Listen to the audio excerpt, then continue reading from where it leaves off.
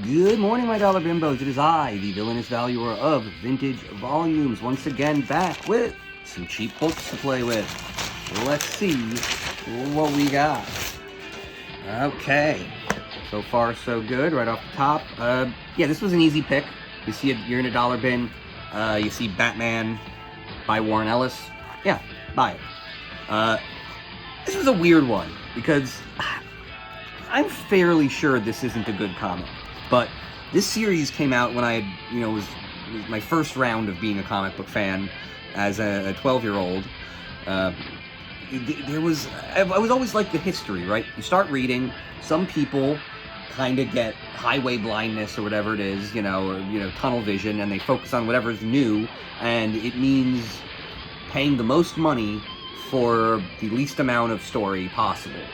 So I always liked going back and, in the other direction and trying to figure out where these characters came from, which of course leads you to reading reprints of, the first 10 of like the big flagship issues, right? So you read the first 10 X-Men, the first 10 Spider-Man, and then you kind of realize that, man, a lot of it's kind of hard to read. Not that it's tricky, it's that it's boring.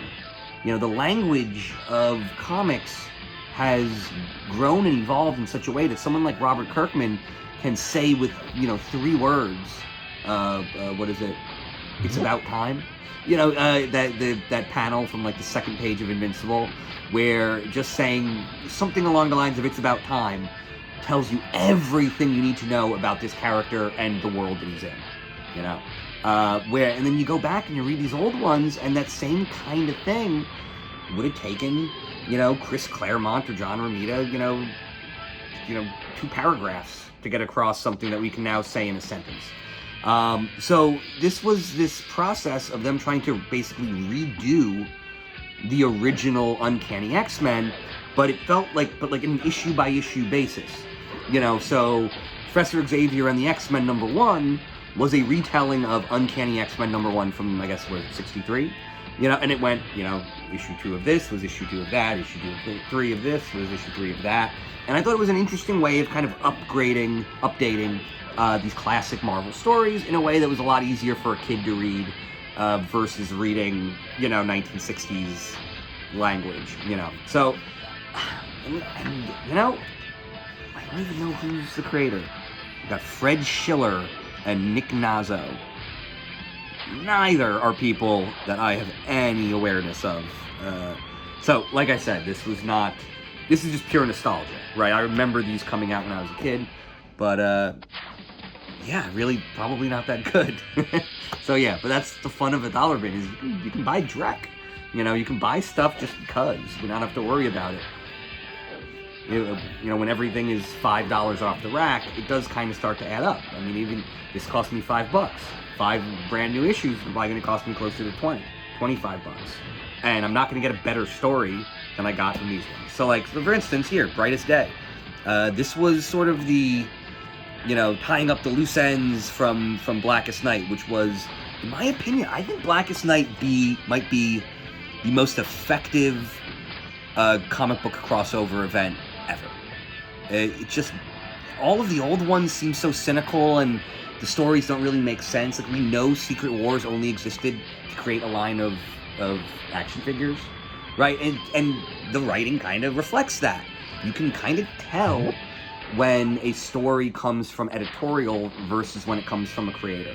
And they really did give Jeff Johns free reign over the entire DC universe, and as a result, all the tie-ins and stuff, it all kind of made sense in a way that a lot of these very complicated, crossover events really never seem to nail. So I love it. Anytime I see any Blackest Day and Brightest Day, Brightest Day and Blackest Night comics in the dollar bin, I will be buying it. This is such a great cover. I mean, it's the negative space. It's right. We're assuming that's Fury, right? I don't know. There's something about the shoulder holster, makes me think Fury, or at the very least a Shield agent. And the final one from the dollar bin books is Secret Six, Gail Simone. Yeah, I mean, anytime I see any issues from this run in a dollar bin, I'll buy them. Generally, anything by Gail Simone. You know, it's sort of it's Gail Simone and Ed Brubaker. When I see their books in the dollar bin, boom, I'm in. I'm taking it. So that concludes the dollar bin books for today. And we've got a weird key issue. So this is a very low-grade key issue.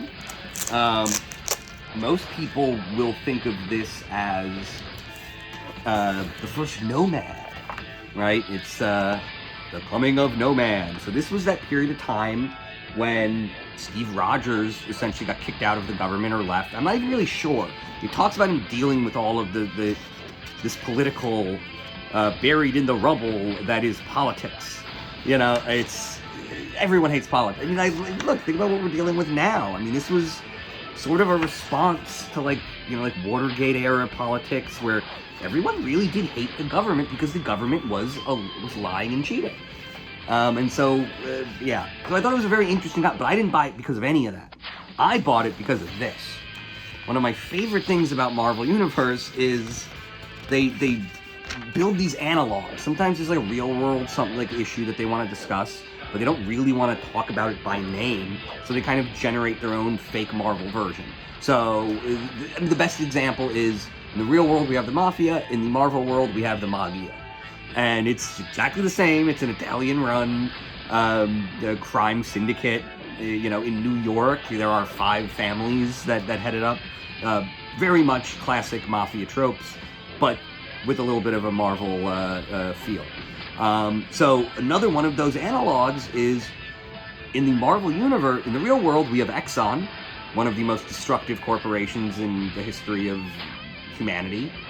And in the Marvel universe, we have Roxxon, an oil company that is one of the most destructive in the entire history of the Marvel universe, right? It really is just a way for these writers to write stories about the villainy of the real-world Exxon and do it without getting sued or ruffling feathers as much, you know? So I grabbed this book strictly for this, and this is Madam Hydra, who had just taken over the Serpent Squad. No, what is it called?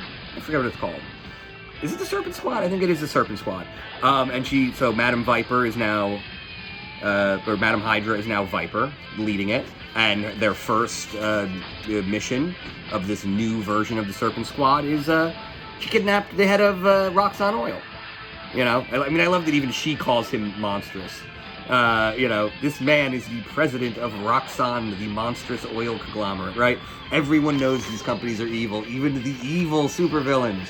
And so I thought it was it's a very interesting narrative device, and it really does allow them to explore some real serious real-world issues in a way that is still very comic booky. So yeah, I definitely have to keep buying the next one, because like I said, it pops up right second to last panel in the whole thing. And so if I want to get the dirt on Roxxon, so in this it's you know, Madam Hydra has kidnapped him, but I kind of feel like maybe they're in cahoots and all of this is a cover story, so I don't know. I just wanted to bring up something that was really fun and interesting about this that I just don't think Marvel would do nowadays. Is there's a very fun kind of art imitating life sort of thing happening here, and you know, a big part of the first part of this story is him trying to figure out what to call himself now that he's not Captain America.